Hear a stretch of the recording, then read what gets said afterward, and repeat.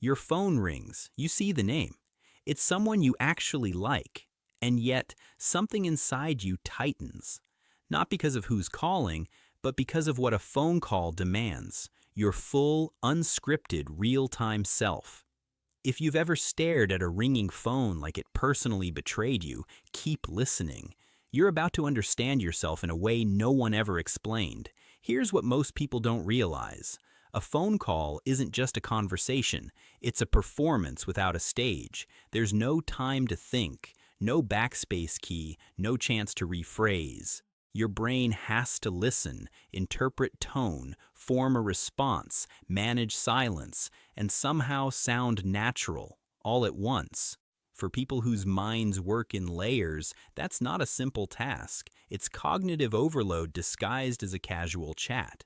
Your brain processes spoken language differently when there are no visual cues, no facial expressions, no body language, just a voice and the pressure to respond instantly.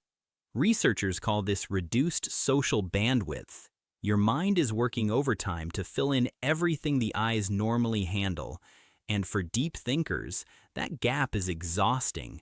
But there's a deeper layer. People who avoid phone calls often have a strong need for emotional preparation.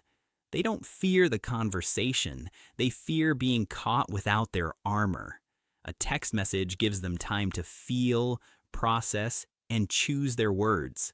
A phone call strips that away and says, "Be real, right now, no edits." And society makes it worse. Just pick up the phone, they say. But what they don't understand is that for some people, a surprise phone call feels the same as someone showing up at your door without warning.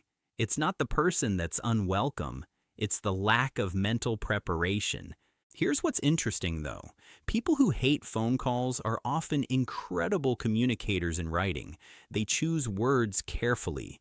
They consider how the other person might feel. They craft responses with empathy built into every sentence. That's not weakness.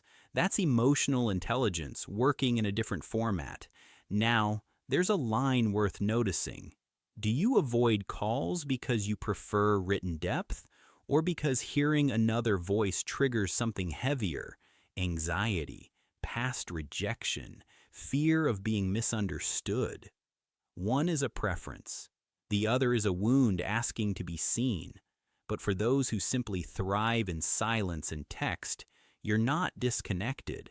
You're just someone who communicates best when given the space to think before you speak. And in a world that rewards fast answers, choosing slow honesty might be the most courageous thing you do. So tell me, when your phone rings, do you answer or do you wait for the voicemail?